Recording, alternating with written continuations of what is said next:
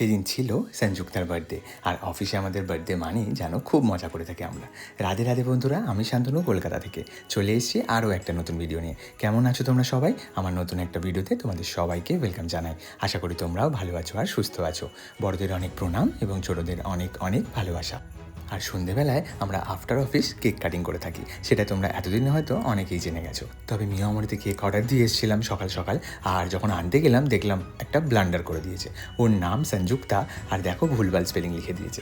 তো এখন আর কি করা যাবে, কিচ্ছু করার নেই। তাই ভাবলাম চলো এটাকে দিয়ে কেক কাটিং করে থাকি। আর এটা হলো দুটো পেস্ট্রি, মানে সেদিন ছিল ফ্রাইডে মানে শুক্রবার। তো সঞ্জুক্তা ফ্রাইডেতে বাইরের কিছু খায় না, মানে ননভেজ কিছু খায় না। তাই আমরা একটা ভেজ দুটো পেস্ট্রি এনেছিলাম, যাতে ওকে ওটাই খাওয়াতে পারি। কারণ এই কেকটা তো আমাদের খেয়াল ছিল না যে সেদিন ফ্রাইডেও খাবে না। তো যখন এনেই ফেলেছি কিছু করার নেই, নষ্ট তো করা যাবে না। তাই ভাবলাম কেক কাটিং করেই ফেলি, আর ওর জন্য আলাদা করে দুটো পেস্ট্রি নিয়ে এসেছি।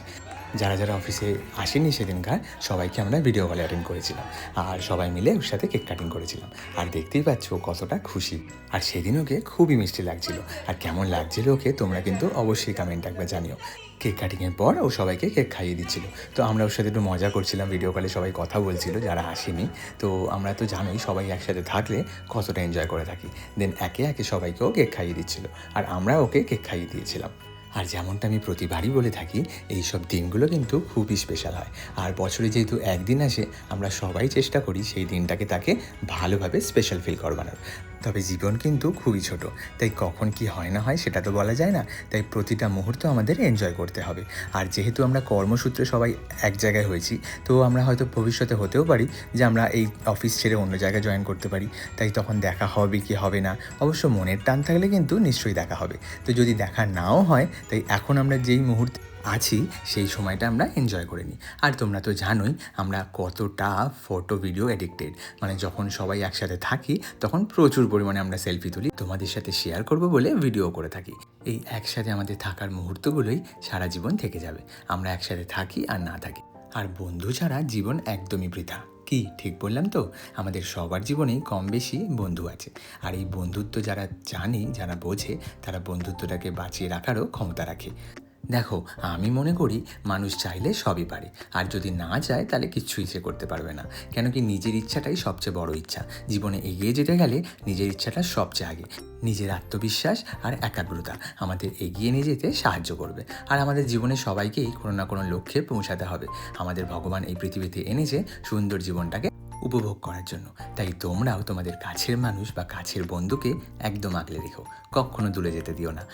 জীবন পথে চলতে গেলে অনেক বন্ধুই পাবে, তবে শেষ অবধি যারা থেকে যাবে তারাই কিন্তু আসল বন্ধু বা প্রকৃত বন্ধু। আর এরকম অনেক বন্ধুই আছে যারা এখন আমাদের পরিবার হয়ে গেছে, মানে তাদের সাথে সম্পর্কটা আমাদের এতটাই ভালো হয়ে গেছে যে তারা আমাদের খুবই কাছের মানুষ বা প্রিয় মানুষ। চলো, অনেক জ্ঞান দিয়ে ফেলেছি, এবার আমাদের কেক খাওয়ানো কমপ্লিট। এবার ওকে গিফট দেওয়ার পালা। আর প্রথমেই আমরা ওকে পোপাট বানানোর জন্য একটা ফলস গিফট দিয়েছি। আর দেখো ওর এক্সপ্রেশনটা দেখে বুঝতেই পারবে যে ও ভাবছে খুব ভালো গিফট আছে, কিন্তু আদৌ তার মধ্যে ভালো গিফট ছিল না। যাই বলো, বন্ধুদের সাথে এরকম মজা খিল্লি না করলে বার্থডেটা কিন্তু কমপ্লিট হয় না। আমরা সবার বার্থডেতেই একটা করে ঘাপলা গিফট দিয়ে থাকি, মানে একটা পোপাট বানানোর জন্য একটা গিফট দিয়ে থাকি। আর এর মধ্যে দেখো তোমরা দেখতেই পাবে ফেভিকল, স্টেশনারি যত জিনিস, বাজে কাগজ, মানে রাফ পেজ যেগুলো থাকে অফিসে, সব ওর মধ্যে পুড়ে দিয়েছিলাম ওকে একটুখানি বোকা বানানোর জন্য। তো সেটা নিয়ে আমরা সবাই মজা করছিলাম, হাসাহাসি করছিলাম। দেন ওকে ফাইনাল গিফট দিলাম, মানে যেটা ভালো গিফট। আমরা সবার বেলাতেই খুব চুজ করে যার যেটা দরকার বা আমাদের বাজেটের মধ্যে যেটা আসবে সেরকম একটা গিফট সাজেস্ট করি, আর সেটাই গিফট হিসেবে আমরা তাদের দিয়ে থাকি। তবে যাই বলো, এই গিফট চুজ করতে গিয়ে আমাদের কিন্তু নাজেহাল অবস্থা হয়ে যায়। কী দেবো, কী না দেবো, কী সাইজ দেবো, সব কিছু নিয়ে আমাদের গবেষণা চলতেই থাকে। আর প্রায় 1 মাস ধরে সেটার গবেষণা চলে, তবে গিয়ে একটা কোনো ফাইনাল সেটেলমেন্টে আমরা আসি। আর দেখো, এবারে ওকে একটা আমরা টপ দিয়েছিলাম, মিন্ত্রা থেকে অর্ডার করে নিয়েছিলাম। আর খুবই সুন্দর লেগেছিলো টপটা, আমাদের সবারই খুবই পছন্দ ছিল। ইনফ্যাক্ট ওরও খুব পছন্দ হয়েছে। তোমরা ওর এক্সপ্রেশন দেখেই বুঝতে পারবে যে কতটা ভালো লেগেছে। যার বার্থডে বা যার জন্য গিফটটা দেওয়া, তার পছন্দ হলেই মনে একটা আলাদাই শান্তি। কারণ এত দিনের গবেষণা ফাইনালি সাকসেসফুল। আর ওর খুবই পছন্দ হয়েছিল। আর দেখতেই পাচ্ছ ওর এক্সপ্রেশন দেখে তোমরা, আমরা এভাবেই খুবই মজা করেছিলাম। তার সাথে আরও একটা ছোট্ট গিফট দিয়েছিলাম, যেহেতু আমাদের বাজেটের মধ্যে এটাও ছিল। তো প্রতিবারই আমরা কিছু না কিছু দিয়ে থাকি, ছোট বড় সব কিছু মিলিয়ে। তো এবারে ওকে একটা ওর স্পেশাল জিনিস, মানে বহু দিন ধরে ও নিজেই ভাবছিল এটা কিনবে, তো আমরা সেটা কোনোভাবে জানতে পেরে গিয়েছিলাম, তাই সেটাই আমরা নিজেরা অর্ডার করে দিয়েছিলাম। আর এটা হলো রেনের একটা কাজল, যেটা নতুন লঞ্চ করেছে, খুবই ট্রেন্ডিং একটা কাজল। আমি ডিটেলসটা ঠিক জানি না, তোমরা গিয়ে অবশ্যই একবার সার্চ করে নিও, খুবই ভালো একটা কাজল। আর এটা বহু দিন ধরে ও ভাবছিল কিনবে, তাই আমরাই ভাবলাম চলো তাহলে আমরাই অর্ডার করে নিই, ওকে তাহলে আর কিনতে হবে না। আর কাজলটা কিন্তু তবে খুবই সুন্দর, যেটা ওরা রিভিউ দিল, আমি অত ঠিক বুঝি না, বাট ওদের কাছ থেকে যেটা শুনেছিলাম সেটা কিন্তু খুবই ভালো। তো এভাবেই আমাদের সেদিনটা কমপ্লিট হয়েছিল। আর তোমাদের আগেই যেহেতু বলেছিলাম যে সেদিন ফ্রাইডে ছিল ওর বার্থডে, তো বাইরের কিছু মানে ননভেজ ও খাবে না, তাই পরের দিন আমরা চলে গিয়েছিলাম নিকো পার্ক। তো সেখানে আমি ওকে সারপ্রাইজ দেওয়ার জন্য একটা কেক নিয়ে গিয়েছিলাম, আর নিকো পার্কের সামনে দাঁড়িয়ে ও কেক কাটিং করেছিলাম, মানে আবার একবার বার্থডে সেলিব্রেশন করেছিলাম, যেটাতে ও খুবই সারপ্রাইজ হয়েছিল। যেহেতু আমরা নিকো পার্ক যাচ্ছিলাম, তাই সবাই সেভাবেই প্রিপেয়ার হয়ে গিয়েছিলাম। আর ওকে দেখে বুঝতেই পারবে ও একদমই রেডি ছিল না, তাই কোনো রকমে আমরা কেক কাটিং করেছিলাম। ও খুবই রাগারাগি করছিল যে ওকে কেন বলা হয়নি। তো আমি বললাম যদি সারপ্রাইজই দেবো তাহলে বলে কি লাভ, তাহলে তো সবটাই মাটি হয়ে যাবে, তাই ওকে কিছুই বলা হয়নি।